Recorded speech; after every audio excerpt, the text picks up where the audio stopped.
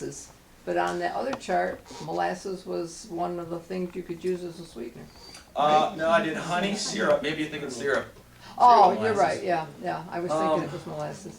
You know, molasses is all right. It's a better one than high fructose corn syrup. You know, I didn't put them in any specific order, like, okay, definitely not this, but sort of maybe this, and Yeah, okay, you okay. use that. You want to try to avoid it as much as you can.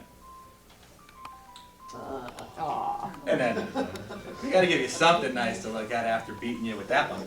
So, any questions on the sugar thing right now? Well, since you go into the grocery store, if you're gonna avoid sugar, you just walk right out.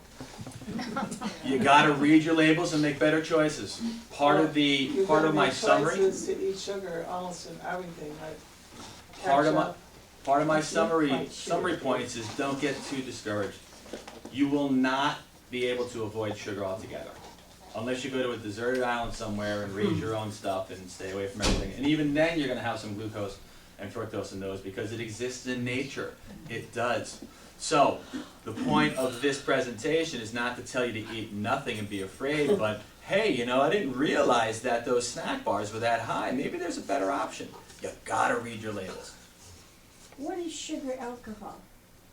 It's sugar with Because on the some, label it says sugar so much and then underneath it says sugar alcohol. yeah, the alcohol added to the sugar does not do well for the body. It's kind of like if you intoxicated yourself with alcohol, would you work better or worse? I see. You might be happier, but you'll probably work a little worse. So your cells consume that. So will your cells work better or worse with the alcohol? Probably not well. And depending on what kind of alcohol, you can lead to other things. And we're going to talk about that in a little bit too. I find organic foods have less sugar in them. They do, and they have organic sugars. A rose by any other name is still a rose. That's It's right. still sugar. It doesn't mean it's all of a sudden healthy, but it's a better choice than high fructose corn syrup. So you could, I would definitely recommend the more the organic routes because they don't use a lot of the processing chemicals and bleaches in them. But again, a rose by any other name is still that. So good. I was raised that way Yeah? on an organic farm, a true Fabulous. organic farm. Awesome. What about the Greek yogurts? Greek yogurts are a better option. They're a lot thicker, plus they have a much higher probiotic concentration in there. And kefir, I looked into it after last talk. You asked me about better sources of probiotics. Kefir is actually probably one of the best ones. It's like a higher yield yogurt. I had a terrible time with that after I Kefir? No, with organics after I got married. We didn't realize what my folks had done for me. Yeah. And then finally I woke up, it's because I'm organic. I can't eat this other. Nobody should eat it. When you eat natural and then you start to eat the garbage, you notice a big difference. Yes, I did. Big difference. You're real sensitive to it. Trans fats! Dan, you were right. You're the only one that said trans fats. So, fats are good for you. This is, by the way, number 2. So fats are actually really good for you.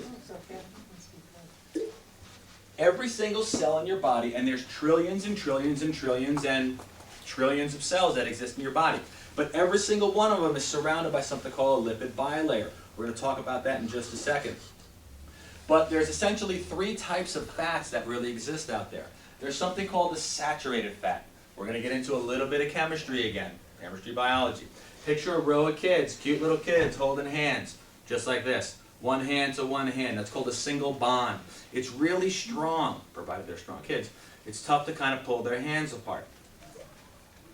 Just to keep it simple in your mind, instead of memorizing the list of things that are saturated, just know that basically it's a solid at room temperature. So you open up an oil and you look at it and it's solid, more than likely it's something called a saturated fat. Then there's unsaturated fats. People used to think the unsaturated were the good ones, the saturated were the bad ones. Not the case. It just depends on how you use them.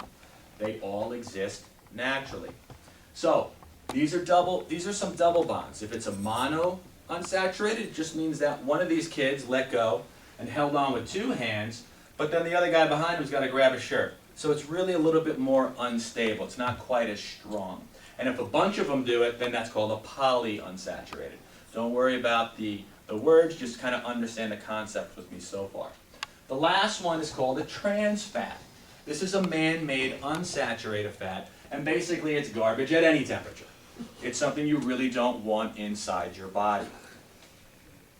This is what a trans fat looks like. It looks like that, and a healthy one looks like that. So now you guys understand why it's so bad, right? Just with that picture alone? Oh, yeah.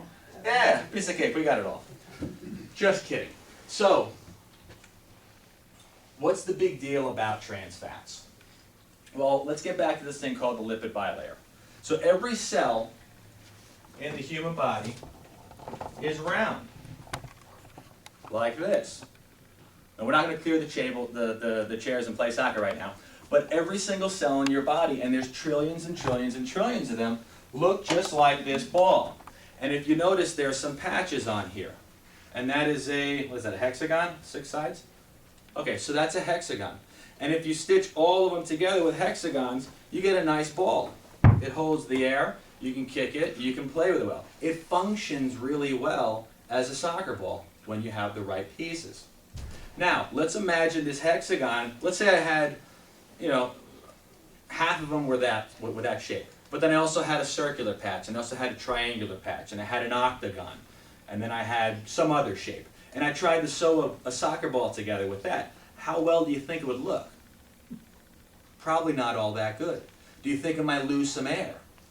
Yeah, probably. Do you think if I went to drop it, it would bounce back up? Could we really play a soccer ball well?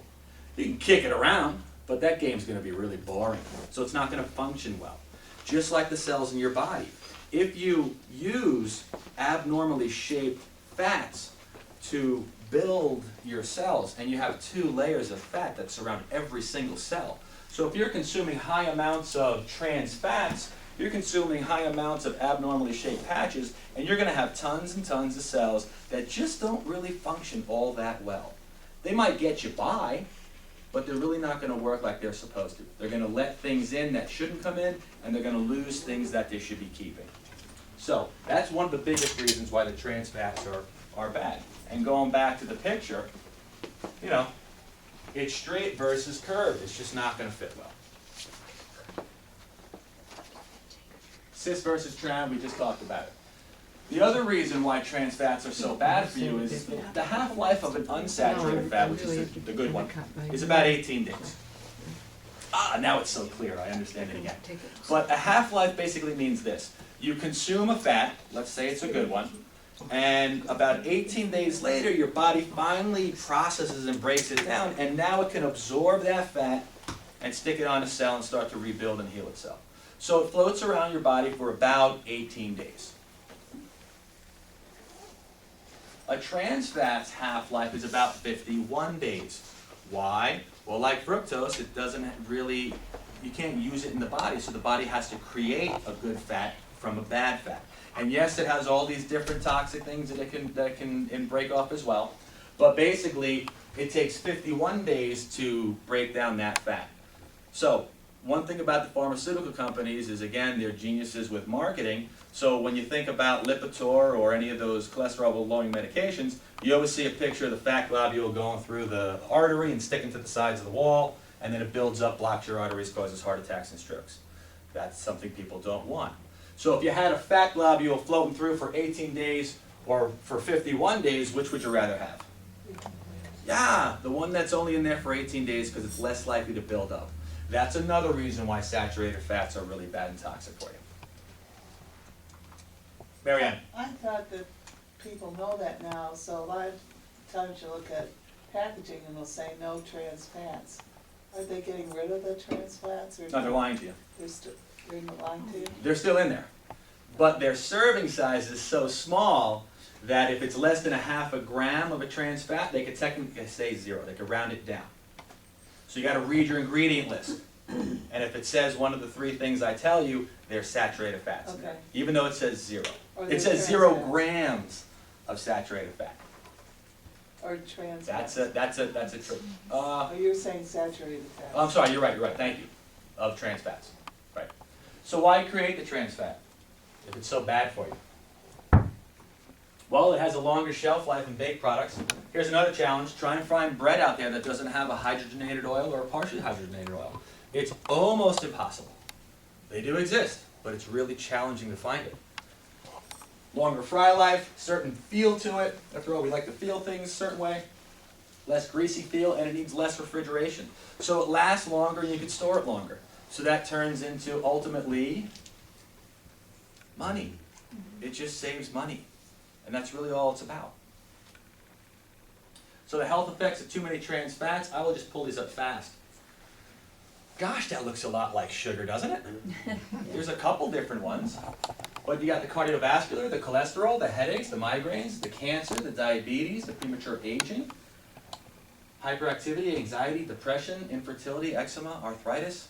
You know, your brain is made up of almost completely fat. You got a real fat brain in there.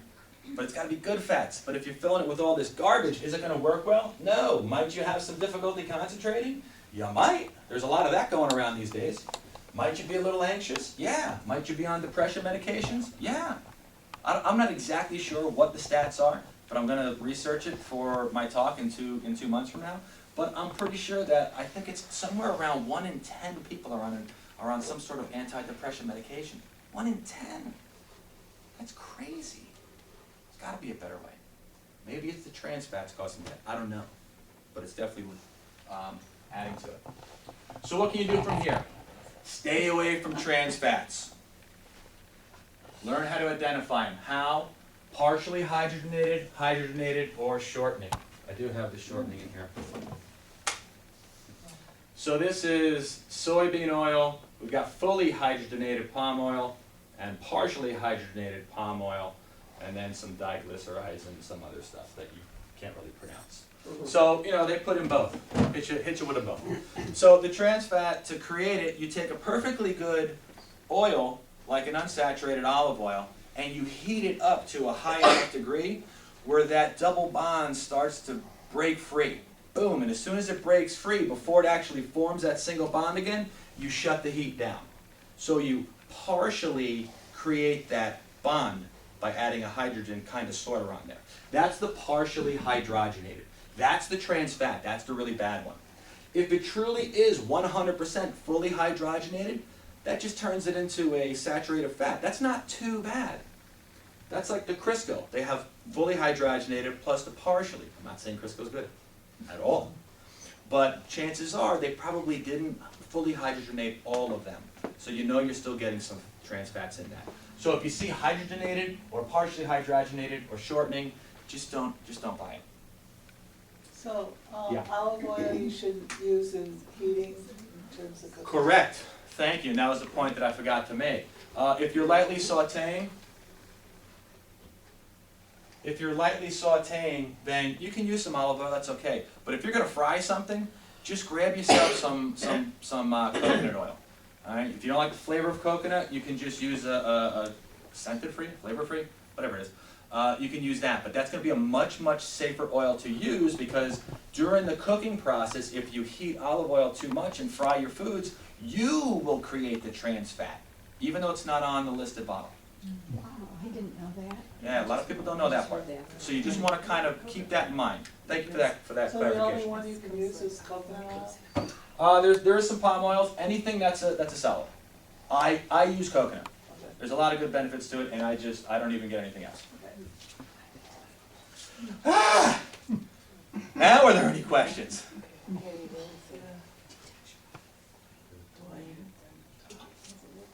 Anybody want? Oh, you know, here's another example again. Peter Pan, roasted peanuts. Then the next one is sugar. Then it's hydrogenated vegetable oils, and then it's salt, and then it's partially hydrogenated oils. So sugar and 2 different types of trans fats in there. Probably not the best option. Does that mean you can never eat peanut butter? No. Why don't you grab yourself a Wegmans organic one? What does this one say? It says organic peanuts, organic palm oil, organic sugar, and sea salt. That's all that's in here. Yeah, it's got some sugar. Okay, but all peanut butter does. It's organic. It's not the best for you, but would you rather consume this or would you rather consume this, now that you know a little bit about it?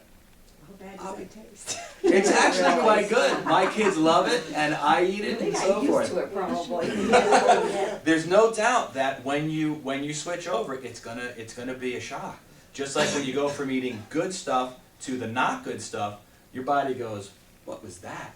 So when you go from eating this most of your life, or at least for years, to go to eating this, the texture is a little different. Sometimes when you open up some of the organic ones, there's like a layer of oil and the bottom is like paste, and you're like, oh my gosh. The organic Wegmans one, I haven't found that. I do not like some of the other ones, but I really actually like this one, the organic peanut butter. Yes. At the health food store, I can buy almond butter and peanut butter with no sugar at all. Yeah, With it's a none. different taste. All is just all almonds Mhm. or all peanuts. Yep. Those ones typically have the oil that separates out. You got to kind of stir it and mix it each time you want it. Again, it's a texture thing. Some people have different texture. Turn it bottom side up and it won't Ah, not a bad idea. Very good. do that. I'll keep that in mind.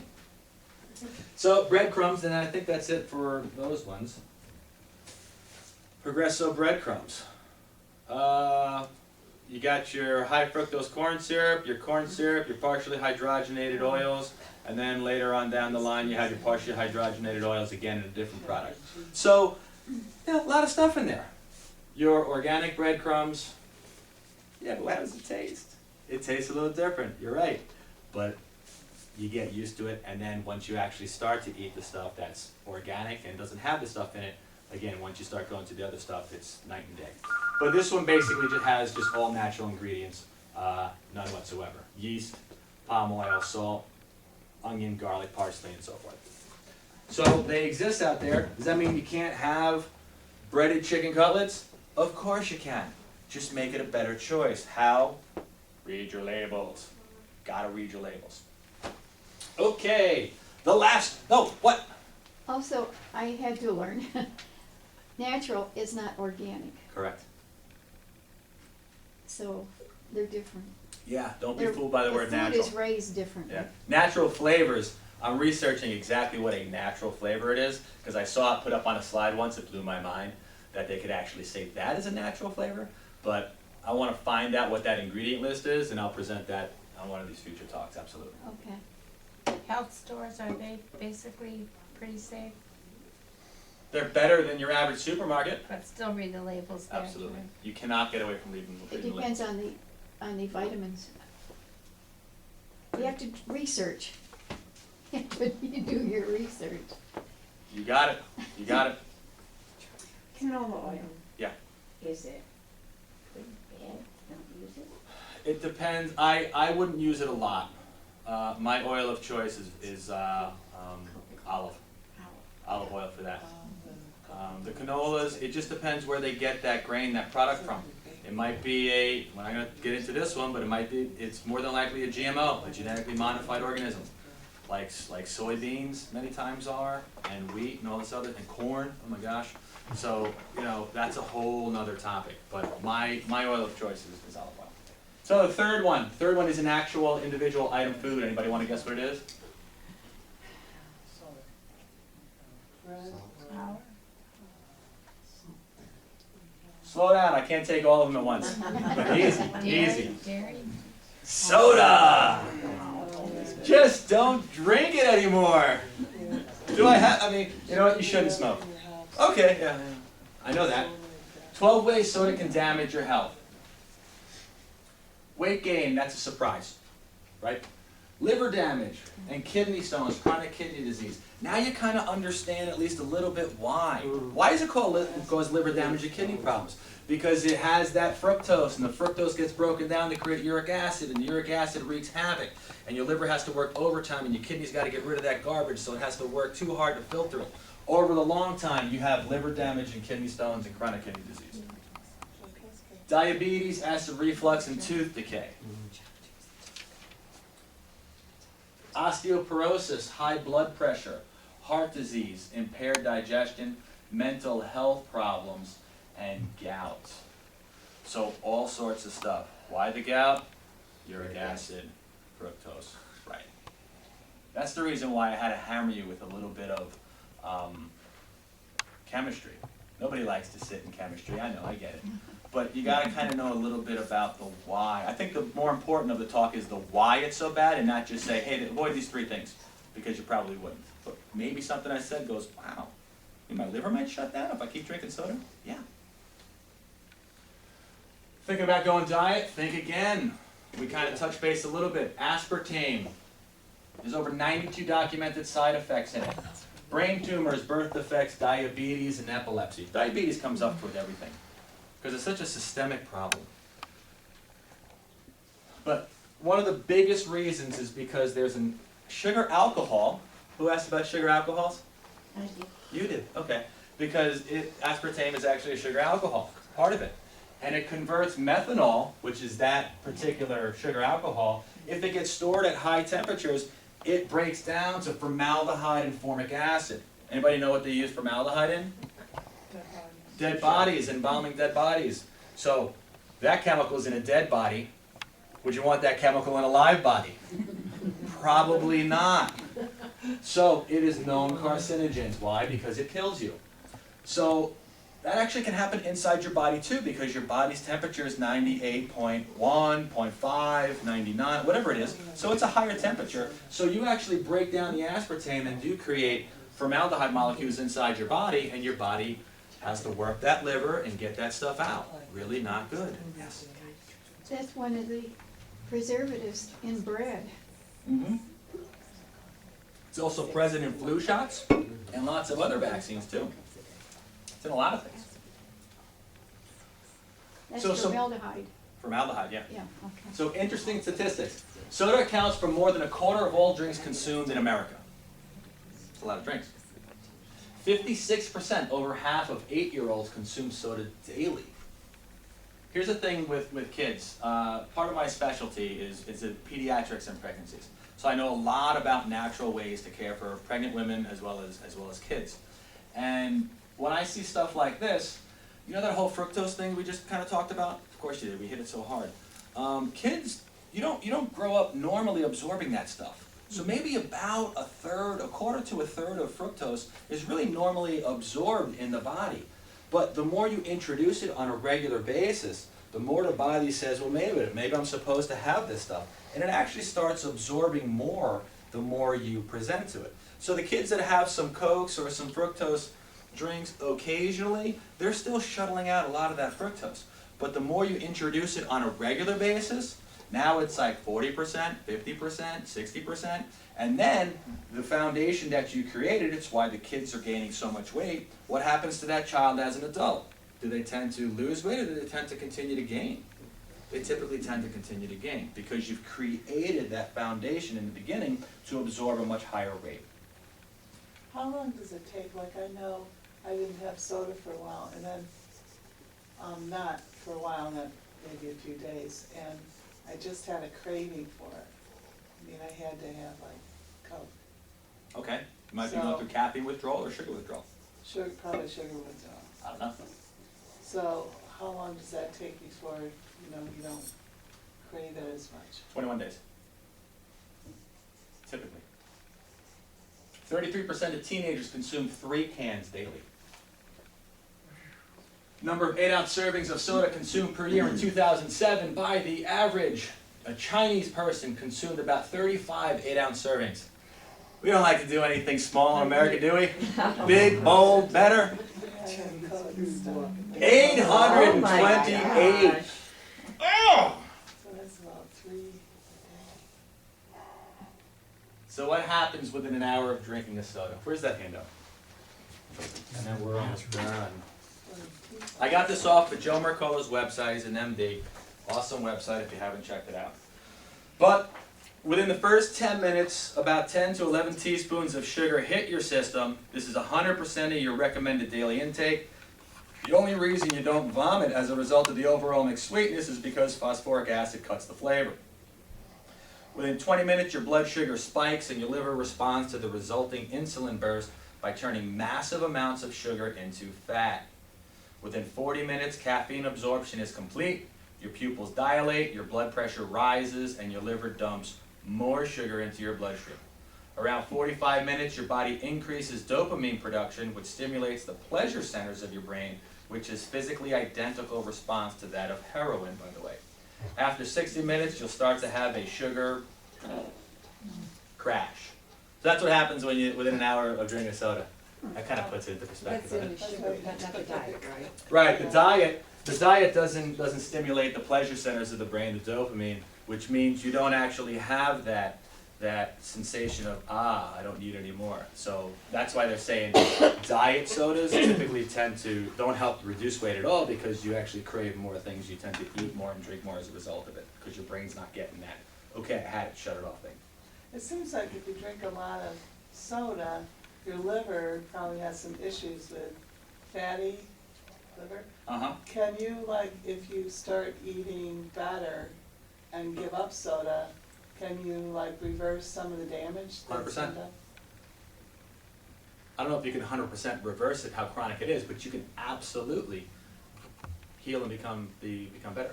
Your cells die off all the time. Your body's constantly creating new cells. So if you eat better with the better fats and less sugar, you're going to be creating new cells that are healthier and better. They're going to work better. So you can totally reverse that. So what do you do from here? I think this is a simple one. Don't drink soda. She didn't just say candy bars. I know I didn't hear candy bars. Melt it down and drink a candy bar. Maybe you can drink a candy bar. So don't drink soda. I know. It's tough. Sugar, trans fats. I don't know, maybe you're not too upset over that. But the soda, the wine, why the wine? So, any questions on soda? Okay. Closing thoughts. Don't be discouraged. You can't eliminate it all, but you can at least make better choices. We know now to read our labels. We know to avoid the different names of the sugars, or at least lower them, or choose better sugars versus others, outlined in your packet. We know to really avoid your trans fats, your partially hydrogenated and hydrogenated oils. Just don't eat them. Just don't go there. There are other options, and other options taste just as good, by the way. My opinion. What's better, the coconut oil or the olive oil to cook with? You talked Coconut. about it. It is. You want to cook high heats. You want to use a solid, because it's a single bond. It's really strong. It Coconut won't oil is not break a that. liquid, it's a solid? Coconut oil is a solid, yeah. Oh, it's It's like Crisco or something? It's kind of like Crisco. Crisco is really greasy and it's sort of softer. Coconut, you scoop it, and it's almost like it almost kind of reminds me of like when you're scraping off like an Italian ice. You know how it kind of scrapes and sort of whatever. Okay. You know, it's kind of like that. Only it's not obviously not cold. But anytime you want to cook with high heats is the key there. You want to use a solid. Low heat sautéing, you can use olive oil. So can you use coconut oil instead of Crisco like in pie crust? Yeah, it's gonna give a little different flavor. Okay, but it'll still Maybe like a little different feel too. roll out and all that. It should. Yeah. You talk to different bakers and they'll argue with you, till they're blue in the face about different things. Okay. Yeah. Like, do you ever hear of oil pulling? Oil what? Oil pulling? Oil pulling. Is that like a sport? Is that a sport? What is that? Well, it is. It's like you put it in your mouth and you oil pull. And a friend of mine, I do it in the mornings, and I use it with coconut oil. And What are you pulling? What's the action? The detox for your body. Oh, You okay. put a teaspoon in your mouth? You do. Of coconut oil. A lot of people do that. They add I can't coconut tell oil you. is really Good good. for you. And you People add it- suck on it? People add it to their And then spit shakes it. and you Oh, blend it up. Oh, you don't swallow. No, 20 minutes, you spit it out. 20 minutes. You do. I'm telling you, you can't. You know what? believe Now that it. you mentioned 20 minutes, you spit it out. Yes, I do. I didn't know it was called that. What you said was. But my But, friend has, she had psoriasis. Uh-huh. The other day, you should see her. She started doing it. You should see her That's eyes. awesome. It's gone. What else does it do? for Coconut your eyes? oil, huh? Yeah, it's See, good. that's one of your What does gems. it taste like? It's good. Tastes good. Do I have to read it? No. Thank you. All three of these foods are toxic to your nervous system. That's why I'm talking about it. Anyone that came in a little late, hi, I'm a chiropractor. I'm Dr. Doug. It's nice to meet y'all. All right? But my goal is not just to align that spine, send you out the door, and hope that your nervous system works better. It will because of better alignment, but you can have lots of toxic things that adversely affect it. That's why we're talking about it. All right? So those of you that are patients, great that you're under care, but again, let's try and take it to the next level. Let's get a little healthier. Let's start feeding our body some better things. And in a couple of months, you could stay miserable for the next 2 months, and then I'll teach you how to be happy. No, I'm just kidding. You can be happy however you do, but maybe I might have some insights as to some other things.